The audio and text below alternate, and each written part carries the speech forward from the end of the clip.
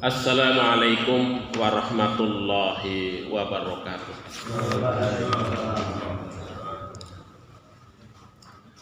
Alhamdulillah. Alhamdulillahilladzi anzala as-sakinata fi qulubil mu'minin. Asyhadu an la ilaha illallah wahdahu la syarika lah. Al-Malikul Haqqul Mubin. Wa asyhadu anna Muhammadan abduhu wa rasuluh wa ala alihi wa Allahumma salli wa sallim wa barik ala Muhammadin wa ala alihi wa ashabihi wa man tabi'ahum bi ihsani ila yaumiddin, amma ba'd.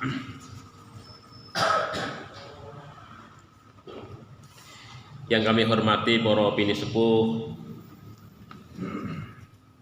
bapak-bapak, ibu-ibu, hadirin wal hadirat yang insyaallah semua kita dirahmati oleh Allah Subhanahu wa taala. Alhamdulillah, segala puji dan syukur kita panjatkan kehadirat Allah Subhanahu wa taala atas segala nikmat yang Allah berikan kepada kita bersama. Kemudian mudah-mudahan sholawat serta salam senantiasa tercurah kepada junjungan kita beliau Nabiullah Muhammad sallallahu alaihi wasallam beserta keluarganya, sahabatnya, dan juga kita semua sebagai umatnya. Bapak Ibu yang dirahmati oleh Allah, marilah kita awali majelis kita ini dengan sama-sama membaca basmalah. Bismillahirrahmanirrahim. Kita masih meneruskan kajian kita, Bapak Ibu sekalian. Ini saya meringkas dari 3 bab, yaitu bab tentang bab wujubi taati wulatil umur fi ghairi maksiyah, kemudian bab an-nahyi an su'alil imarah wa ikhtiyari tarkil wilayat, dan malah 4 bab nih ya. Bab hasis sultani wal qadhi wa ghairihima, dan yang keempat adalah babun nahyi an tauliyatil imarah wal qadha wa ghairihima minal wilayat. Nah, intinya adalah dari bab yang ditulis oleh Imam An-Nawawi dalam kitabnya Riyadhus Shalihin adalah tentang pengangkatan dan ketaatan kepada pemimpin. Bapak Ibu yang dirahmati oleh Allah Subhanahu wa taala. Nah, Imam An-Nawawi ketika menulis bab tentang an-nahyu an su'alil imarah, larangan untuk meminta jabatan pemimpin, beliau menulis satu ayat Al-Quran, yaitu surat Al-Qasas ayat 83. Nah, di dalam ayat ini Allah Subhanahu wa taala menegaskan kepada kita, a'udzu billahi minasyaitonir rajim, tilkad darul akhiratu naj'aluha lilladzina la yuriduna uluwan fil ardi wala fasadan wala wal 'aqibatu lil muttaqin. Tilkad darul akhirah, negeri akhirat itu, kata Allah, naj'aluha, kami jadikan, ya, kami ciptakan, kami jadikan, lilladzina, untuk orang-orang, la yuridun, yang mereka itu tidak memiliki keinginan, uluwan fil ard, yaitu ketinggian. Ya, dalam tafsir, dalam Al-Quran, terjemahan Departemen Agama itu, uluwan diterjemahkan dengan menyombongkan diri. La yuriduna uluwan fil ardi, yang mana mereka itu tidak berkeinginan untuk menyombongkan diri pada saat hidup di dunia. Tapi tafsir yang lain menyebutkan uluwan di situ adalah martabat. Orang yang tidak mencari martabat, kedudukan pada saat hidup di dunia. Nah, uluwan itu jabatan martabat yang tinggi. Ya. Memang martabat, kedudukan atau jabatan yang tinggi itu memang berkecenderungan oleh manusia itu dalam rangka untuk menyombongkan diri. Kecenderungannya begitu. Walaupun itu tidak semua, ada kecenderungan begitu. La yuriduna uluwan fil ard. Jadi negeri akhirat itu diperuntukkan bagi orang-orang yang tidak mencari kedudukan, tidak mencari kedudukan yang tinggi di dunia dalam rangka untuk menyombongkan diri itu, wala fasadan, dan tidak pula untuk mencari atau membuat kerusakan di muka bumi, wal akibatu lil muttaqin, dan keberkesudahan yang baik itu hanya untuk orang-orang yang bertakwa. Karena orang-orang yang tentu yang yuriduna uluwan fil ardi, mencari martabat, kedudukan yang tinggi dalam rangka untuk kesombongan dan kerusakan itu, tentu kesudahannya adalah kesudahan yang tidak baik, penyesalan. Tetapi bagi orang yang bertakwa, karena hidupnya itu adalah senantiasa berhati-hati, ya, maka dia akan mendapatkan kesudahan yang baik. Baik kesudahan pada saat dia itu mengakhiri, ya, hidup di dunia menuju akhirat, nah, begitu. Atau pada saat hidup di dunia itu ketika dia melakukan sesuatu, kesudahannya itu tidak berefek negatif atau keburukan bagi dirinya ataupun bagi orang lain. Nah, Bapak Ibu yang dirahmati oleh Allah Subhanahu wa taala, nah, Imam An-Nawawi mungkin ketika menyebut ayat ini sebagai pengingat bagi kita bahwa martabat, kedudukan ataupun kepemimpinan bagi kita sebagai umat Islam itu memang harus kita perhatikan dengan baik, di mana kita harus kemudian berhati-hati di dalamnya. Maka kalau tidak, maka bisa membahayakan bagi diri kita dan juga bagi kehidupan orang lain. Yang itu implikasinya adalah kesudahan yang tidak baik bagi dirinya, bagi orang lain dan lain sebagainya. Nah, ini Bapak Ibu sekalian, ini surat Al-Qasas, ya, ayat 83 begitu. Jadi surga itu adalah diperuntukkan bagi orang-orang yang memang orang-orang yang mencari martabat akhirat, bukan martabat dunia. Begitu. Jadi martabat akhirat. Jadi ya, orang ketika mencari martabat akhirat itu ya bisa dilihat dalam kehidupan sehari-harinya, dalam kehidupan sosialnya, dalam kehidupan ibadahnya kepada Allah, itu bisa nampak kelihatan. Ngongso akhirat kali ngongso dunia niku nggih benten. Jadi nampak dalam kehidupannya. Nah, surga itu diperuntukkan bagi orang yang memang mencari martabat akhirat, bukan martabat dunia. Nah, Bapak Ibu yang dirahmati oleh Allah Subhanahu wa taala. Makanya dalam konteks kepemimpinan ini Imam An-Nawawi menyampaikan banyak hadis, ya, terkait dengan masalah model pemilihan, ya, dan lain-lain itu, termasuk di dalamnya adalah ketaatan yang diberikan kepada seorang pemimpin itu, bagaimana sikap kita sebagai seorang muslim. Nah, di antara prinsip dasar terkait dengan pengangkatan seorang pemimpin adalah satu, jabatan tidak boleh diminta. Ini prinsip dasar itu. Terus seseorang itu mboten angsal kok minta jabatan. Ini dalam Islam kan. Tapi jabatan itu, seseorang itu bisa diangkat, tapi tidak boleh kemudian dia minta. Nah, begitu. Dan hal ini dicontohkan oleh para sahabat Khulafaur Rasyidun itu mengatakan semuanya begitu. Ketika Abu Bakar As-Siddiq itu diangkat sebagai seorang khalifah, beliau tidak mengajukan diri, tapi diajukan. Jadi dia bukan mengajukan diri, saya yang berhak, tidak.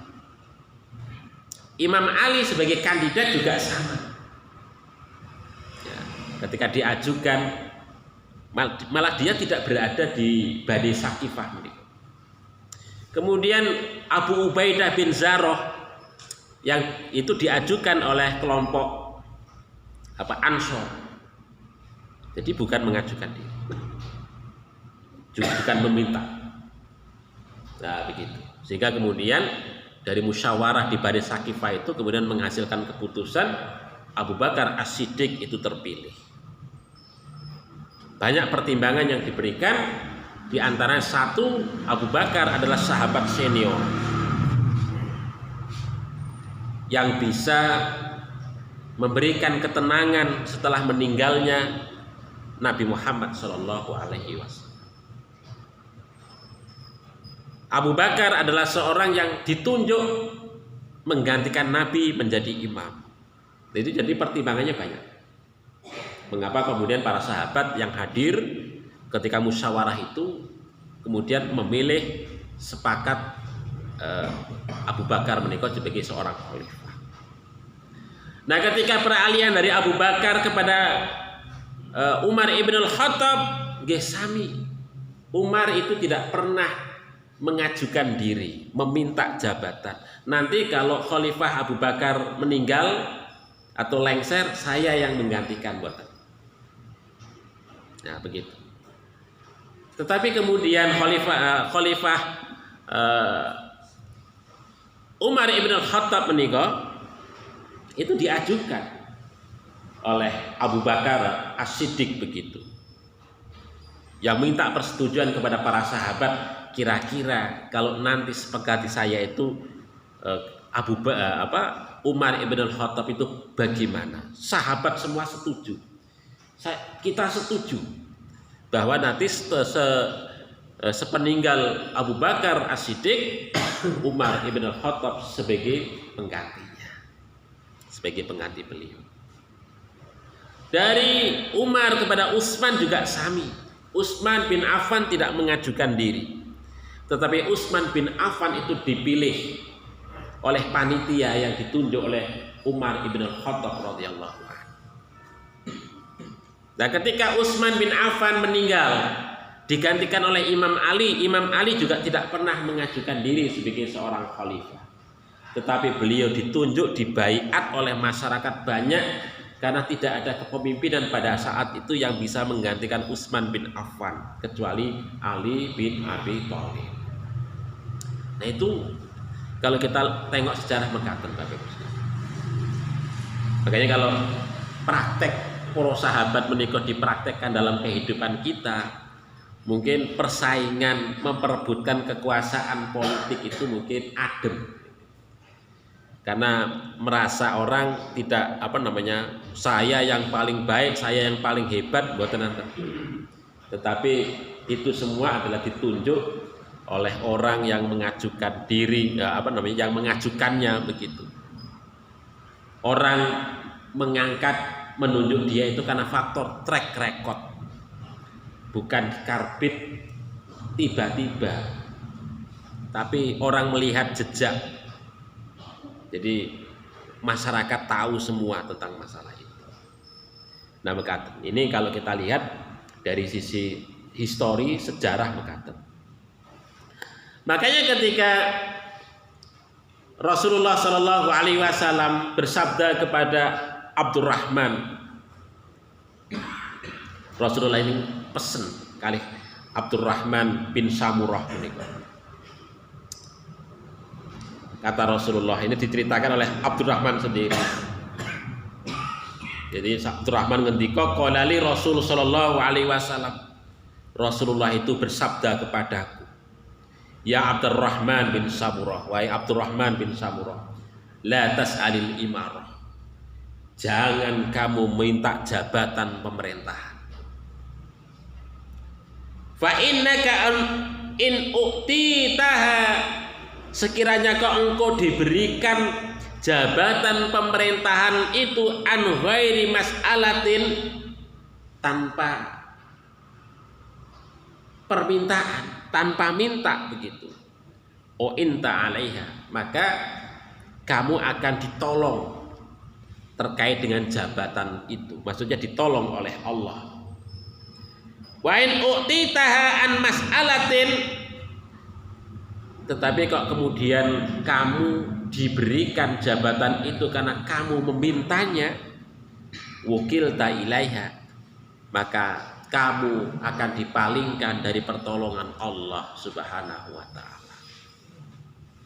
Artinya kalau seseorang itu minta jabatan itu, maka abot di dalam mengurus jabatan itu, banyak masalah begitu. Baratnya mekaten. Bahkan kata Nabi dituliskan, wa idza halafta 'ala yamin, apabila kamu kok bersumpah terhadap suatu sumpah, fara'aita ghairaha khairan, dan sekiranya kamu kok melihat selain dari apa yang kamu sumpah itu lebih baik, fa'til ladzi huwa khairun, maka ambillah, datangilah, kerjakanlah apa yang lebih baik itu. Wa kafir an yaminik, kemudian bayarlah kafarah terhadap pelanggaran sumpahmu itu. Terus ini terkait apa? Sumpah ya, sumpah janji. Nah, begitu. Jadi ini tidak boleh meminta jabatan, Bapak Ibu sekalian, ya, terkait dengan apa kedudukan pemerintahan, kedudukan ya dunia itu kita tidak boleh diperkenankan untuk meminta begitu. Memang ini ikhtilaf di kalangan para ulama, ya. Ikhtilaf di kalangan para ulama. Ya. Ikhtilafnya ngeten niki. Kalau kita nggak meminta, sementara orang lain itu meminta, sementara orang lain itu apa non Islam, sementara kita orang Islam kok mendiamkan saja, maka itu membahayakan. Nah, ikhtilafnya ngoten niku. Maka kalau dalam konteks ini, maka kita bisa untuk kemudian meminta itu. Tetapi ngeten Bapak Ibu sekalian, meminta dalam pengertian, tidak meminta dalam pengertian meminta untuk dirinya sendiri, ngoten mboten. Tetapi meminta memang dia memangnya mewakili sebagai wakil yang kemudian itu diberikan kepada umat Islam. Nah, begitu. Bukan meminta untuk dirinya sendiri. Nah, dalam konteks ini memang para ulama menyatakan, atau sebagian para ulama memperbolehkan karena faktor maslahat, begitu. Karena faktor maslahat. Ya karena ada memang, karena memangnya di apa namanya pemerintahan orang-orang Islam di negara-negara yang minoritas begitu. Itu memang ada upaya pendekatan dan meminta dan menunjukkan prestasi kepada pemerintahan yang bersangkutan. Kita umat Islam eksis ada di sini, begitu. Ya. Sehingga kemudian dari pendekatan yang semacam itu kemudian umat Islam bisa menduduki beberapa jabatan. Seperti umpamanya kalau di Belanda itu menjadi wali kota Den Haag, menjadi wali kota Amsterdam, itu orang-orang Islam yang menjadi wali kota. Di Inggris itu ada wali kota London, nah begitu. Jadi ya maksudnya memintanya di sini adalah apa? Menunjukkan prestasi kemudian terlibat dalam politik yang ada. Nah dalam konteks ini itu diperkenankan dalam rangka untuk kemaslahatan. Tetapi yang tidak diperkenankan oleh para ulama itu meminta jabatan untuk dirinya sendiri. Teko neng pemimpin, Pak, saya itu sudah begini-gini, mbok saya dikasih jabatan. Niku mboten aksal iku. Dikasih jabatan.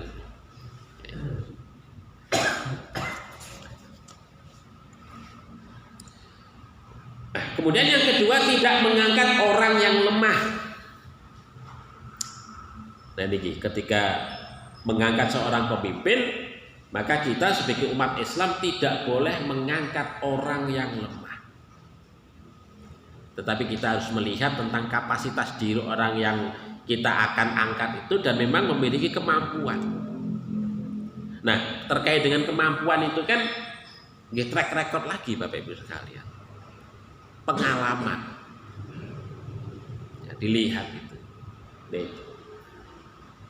Nah ini apa? Pernah itu Rasulullah itu ngendika kali Abu Dzar Al-Ghifari. Abu Dzar menika sahabat yang termasuk paling setia kepada Rasulullah. Orang yang dekat dengan Rasulullah, ngibadah iki ya luar biasa. Tapi Rasulullah itu melihat kelemahan Abu Dzar menika. Kelemahan Abu Dzar. Maka Rasulullah menika ngomong jujur kali Abu Dzar Al-Ghifari menika. Kata Rasulullah, ya Abu Dzar, ini araka dhaifan. Abu Dzar, aku melihatmu itu orang lemah. Maksudnya lemah dalam hal kepemimpinan. Dalam ngibadah Abu Dzar menika luar biasa. Enggak ada para sahabat yang yang bisa menandingi ngibadahipun Abu Dzar Al-Ghifari. Tekunnya luar biasa, tapi dalam hal kepemimpinan beliau termasuk orang yang lemah. Kata Nabi, wa inni uhibbu laka ma uhibbu li nafsi. Sesungguhnya aku itu mencintai, menyenangi terhadap sesuatu yang untukmu, dan demikian juga aku ya sebagaimana aku ini menyukai untuk diriku sendiri. Kata Rasulullah. Ya karena Rasulullah itu cinta kepada sahabatnya Abu Dzar itu tidak ingin Rasulullah itu kemudian melihat Abu Dzar itu jatuh karena faktor jabatan dunia itu, maka Rasulullah itu berpesan, la ta'ammarunna ala snain. Hei Abu Dzar, ya jangan kamu menjadi seorang pemimpin. Baik dalam konteks memimpin 2 orang ataupun lebih. Jadi ki lata ammaronna ala snain. Jadi jangan engkau menjadi seorang pemimpin atas 2 orang, itu kan minimal nih. Pemimpin atas 2 orang itu. Atau lebih begitu. Nah itu. Wala tawallayanna malal yatim, dan janganlah kamu itu mengelola harta anak yatim.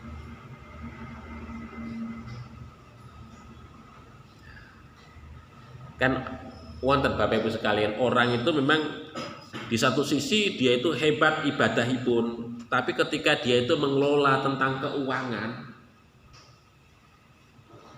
dia nggak mampu untuk mengelola itu.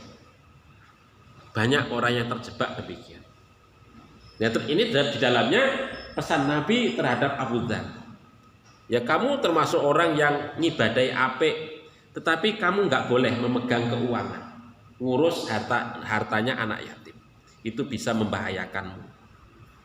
Nah, itu pendapat Kanjeng Nabi terhadap sahabatnya Abu Dhar. Yang lainnya boleh, tetapi dalam konteks ini kepemimpinan satu, yang kedua dalam konteks mengurus harta anak yatim jangan, biar diurus yang lain. Ini artinya bahwa Nabi melihat kompetensi para sahabat itu. Jadi tidak sembarangan kemudian, walaupun sahabat Abu Dhar itu sangat dekat dengan Kanjeng Nabi, maka Kanjeng Nabi juga tidak asalan di dalam memberikan satu amanah kepada para sahabatnya itu. Nah, ini suatu ketika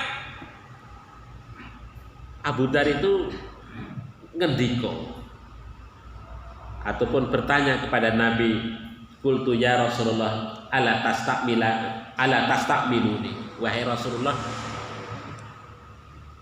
mengapa engkau tidak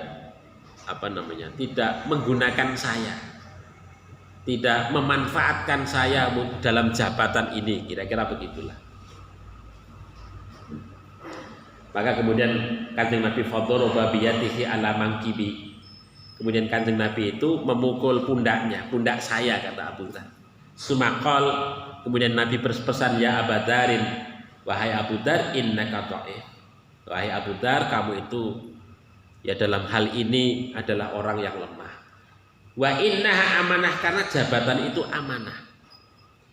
Wa innaha yaumal qiyamati khizyun wan nadamah. Dan sesungguhnya jabatan itu nanti akan menjadi kerendahan, ya, kerendahan dan penyesalan pada saat di hari kiamat. Ya, kerendahan dan penyesalan itu adalah bagi orang yang memang tidak mampu untuk memegang jabatan dan cenderung berkhianat. Yang seharusnya amanah itu bisa menjadi pahala bagi seseorang, tetapi bagi orang lain jabatan itu bukan pahala yang didapatkan, tetapi iqab, itu kan, sehingga kemudian menjadi penyesalan bagi seseorang. Kata Nabi, illa man akhadha bihaqqiha, kecuali bagi orang yang mengambil dengan benar. Maksudnya ketika mengambil jabatan itu benar,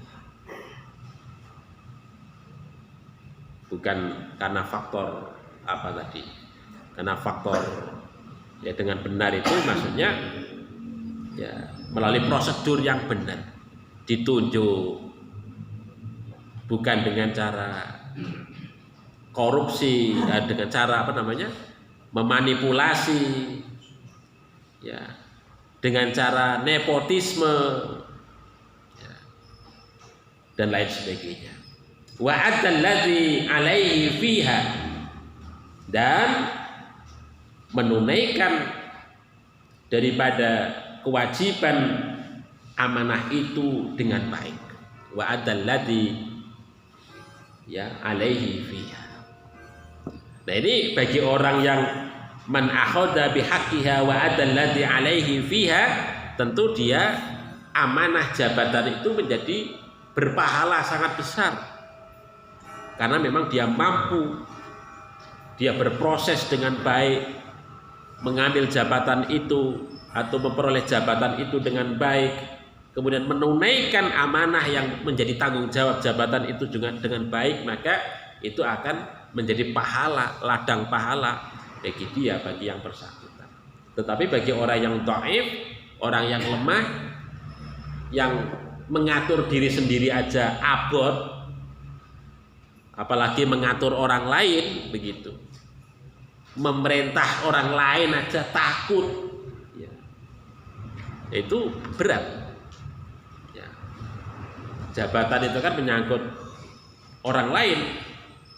Ada sesuatu kan harus ketika menjadi seorang pimpinan berani untuk menegur, berani untuk memerintah, berani untuk melarang.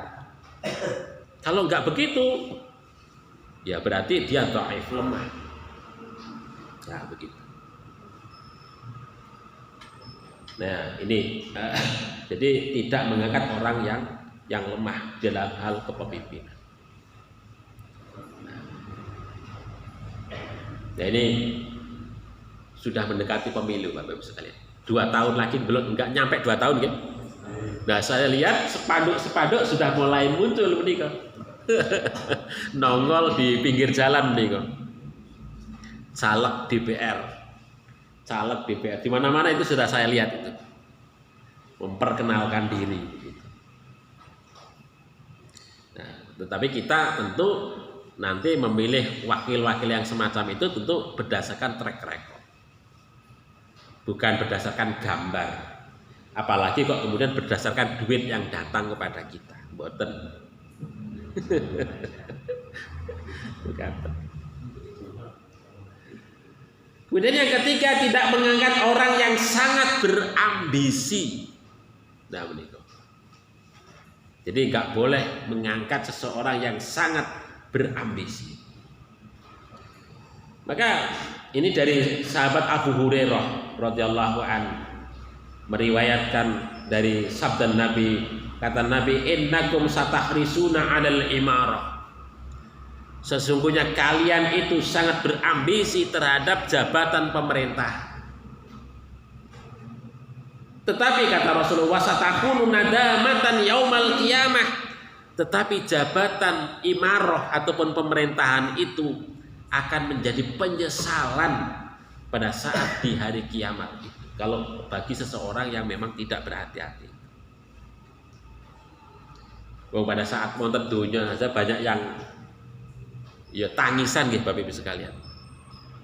Banyak yang tangisan itu karena faktor sangat berambisi untuk meraih jabatan niki, akhirnya banyak yang tangisan juga.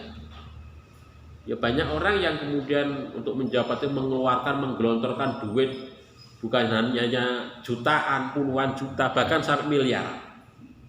Tiba-tiba orang kepilih ini. Wah, orang kepilih ini. Tangisan Bapak Ibu sekalian. Tangisan. Itu dan itu banyak. Dulu saya punya teman itu. Teman saya itu gaweane itu napa Bapak Ibu? Gaweane itu menjadi ini agen promosi. Agen kampanye. Tukang masang spanduk. Kalau kampanye dia diorder, maunya berapa yang menghadir itu berapa ribu orang, dia siap menghadirkan.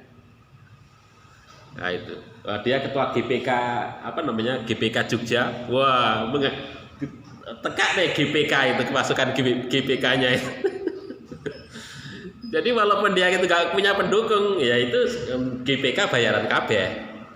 Kayak 50.000, 100.000, 200.000 ngisi bensin motore dan sangu itu daripada dapat semua menikah untuk mengisi lapangan kampanye itu.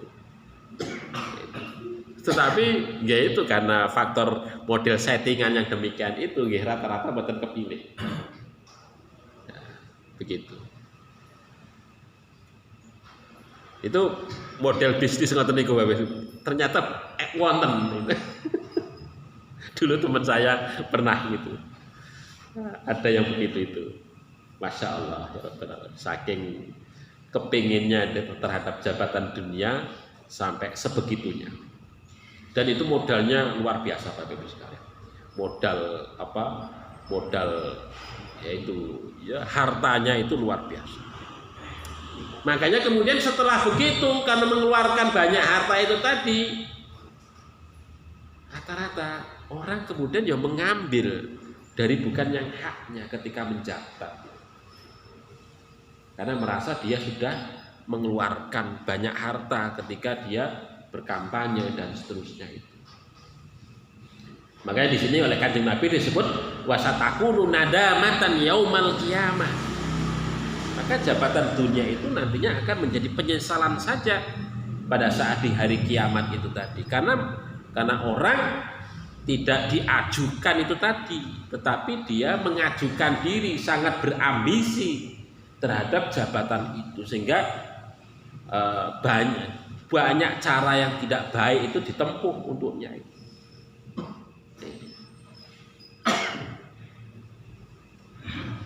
Nah ini Bapak Ibu sekalian. Nah ini ada sahabat yang namanya Abu Musa Al-Asy'ari juga pernah ini. Suatu ketika dia itu datang kepada Kanjeng Nabi. Sahabat Abu Musa Al-Asy'ari menika juru rundingnya Imam Ali.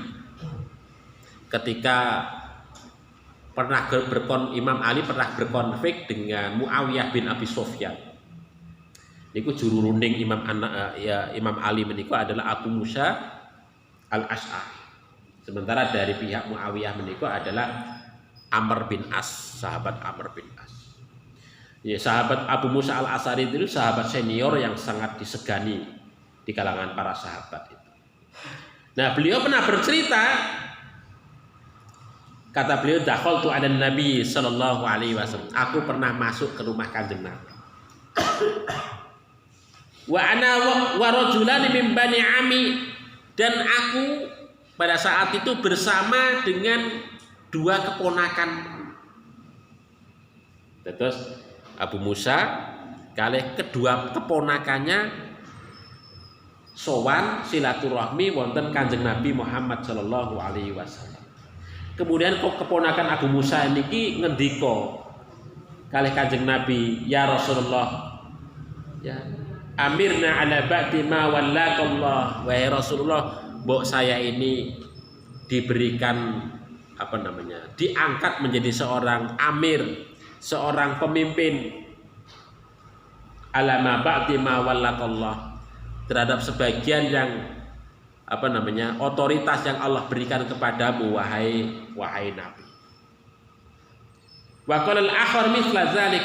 Kemudian keponakan yang satunya juga sama. Artinya minta jabatan kepada Kanjeng Nabi.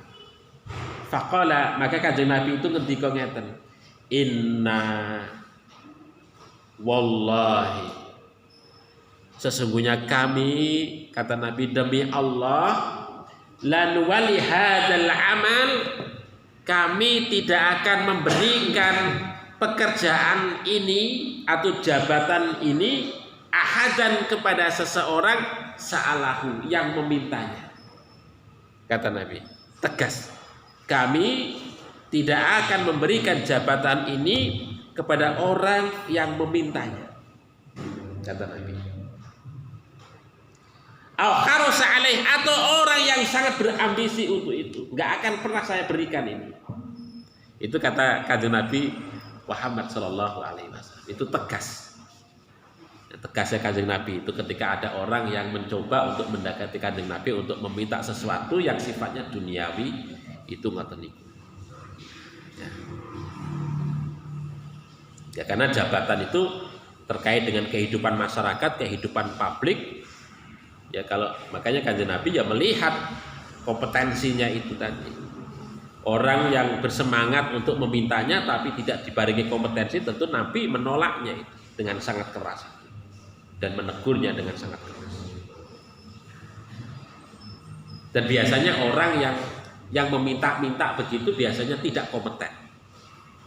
Ya, hanya karena faktor kedekatan kemudian meminta. Biasanya kan pimpinan itu ketika melihat seseorang itu kan sudah melihat, oh ini cocok ini. Jadi nggak perlu meminta saja sudah tahu ini kandidat bisa dipromosikan begitu. Itu pimpinan yang baik begitu. Tetapi pimpinan yang tidak baik biasanya peduli amat yang baik, yang penting dari lingkar lingkar keluarga saya, lingkar kroni saya begitu. Nah, begitu. Kemudian yang keempat adalah mengangkat pemimpin yang concern pada amar ma'ruf nahi mungkar. Terus pemimpin diangkat menika karena faktor menika, Bapak Ibu sekalian. Jadi ya kenapa? Karena ya kepemimpinan itu kan memerintah ya. Yang namanya pemimpin itu kan amir, itu kan dari kata amar, artinya berani memerintah. Kok jadi pemimpin peragu itu nggih ampun diangkat Bapak Ibu sekalian. Jadi berani memerintah. Merintahnya di sini adalah merintah kebaikan. Ya, memerintah kebaikan, melarang sesuatu yang mungkar. Nah, kalau orang memiliki memiliki jiwa demikian itu berarti jiwanya sangat kuat sekali. Jadi tidak pernah menjadi seorang peragu, tapi dia berani untuk menetapkan satu kebijaksanaan tanpa ragu-ragu terkait dengan kebaikan. Nah, ini diriwayatkan dari Abu Sa'id dan Abu Hurairah radhiyallahu anhu. Kata Nabi, "Ma ba'atsallahu min nabiyyin." Tidaklah Allah Subhanahu wa taala mengutus seorang nabi. Walastahlafa min khalifatin, dan tidaklah Allah itu mengangkat seorang khalifah ila kanat lahu bitonatan, kecuali memiliki dua sisi yang saling bertolak belakang. Bitonah, sisi. Nek baju ngeten niki punya sisi dalam dan sisi luar. Niki namanya bitonah. Yang saling bertolak belakang. Yang pertama adalah bitonatun ta'muruhu bil ma'ruf. Yang pertama adalah sisi yang memerintahkan kepada sesuatu yang ma'ruf, yang baik, wa tahudduhu alaih, dan dia memotivasi ya, untuk perbuatan yang ma'ruf itu tadi. Tetapi sisi yang lain bitonah ta'muruhu bisyarr, memerintahkan kepada sesuatu yang buruk, wa tahudduhu alaih, dan memotivasi untuk melakukan keburukan itu. Ini dua sisi itu. Maka kata Nabi, wal ma'sum man asamallah, orang yang terpelihara itu adalah orang yang dipelihara oleh Allah Subhanahu wa taala dari keburukan ataupun kejahatan. Maksudnya dia tidak akan pernah untuk memerintahkan sesuatu yang buruk itu tadi, tetapi senantiasa memerintahkan kepada sesuatu yang ma'ruf dan memotivasi masyarakat untuk berbuat kebaikan itu. Nah, artinya kan di sini terkait dengan masalah kebijakan, masalah aturan, masalah perundangan dan lain sebagainya. Itu.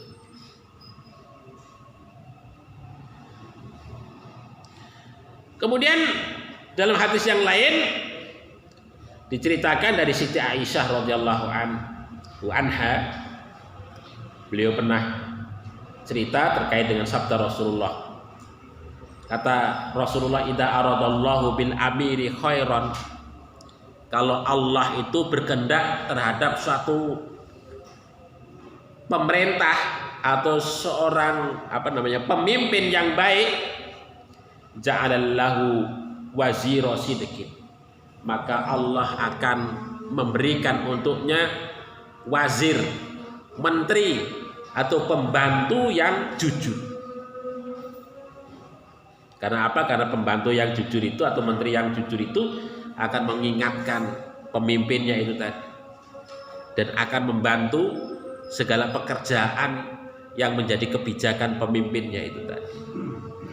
Tetapi sebaliknya, kalau Allah itu berkehendak kepada satu pemimpin atau kepala pemerintahan yang buruk, maka Allah menjadikan para pembantunya itu dari para pembantu yang busuk, yang rusak. Nah, ini dalam hadis ngata niki. Karena memang ngeten Bapak, ada satu teori bahwa pemerintahan itu, kebusukan itu diawali dari orang-orang sekitarnya. Sebenarnya pemimpinnya itu baik, tapi yang menjadi masalah itu orang-orang sekitarnya itu, yang busuk-busuk. Inilah kerusakan sistem itu dimulai dari orang sekitarnya itu tadi. Mungkin dia orang baik, ya, tapi orang-orang sekitarnya itu sebagai pembisik, sebagai apa-apa dan lain sebagainya itu tadi sudah tidak baik semua, nggak jujur kabeh, semuanya kamuflase. Yang penting adalah ABS itu tadi, sehingga kemudian tidak mengungkap fakta yang sesungguhnya, sehingga kebijakan itu tidak mengena betul dalam kehidupan bermasyarakat. Nah ini Bapak Ibu, maka disinilah ya kita sebagai umat Islam memang perlu berhati-hati betul dalam kaitannya dengan kepemimpinan menikah. Nah karena waktunya sambut Isya Bapak Ibu sudah azan, ini ada beberapa yang nggak sempat saya sampaikan ini. Nah, ya kita cukup sampai di sini. Marilah kita akhiri dengan sama-sama membaca doa kifaratul majlis. Subhanakallahumma rabbana wa bihamdika asyhadu an la ilaha illa anta astaghfiruka wa atubu ilaik. Billahi taufiq wal hidayah. Assalamualaikum warahmatullahi wabarakatuh.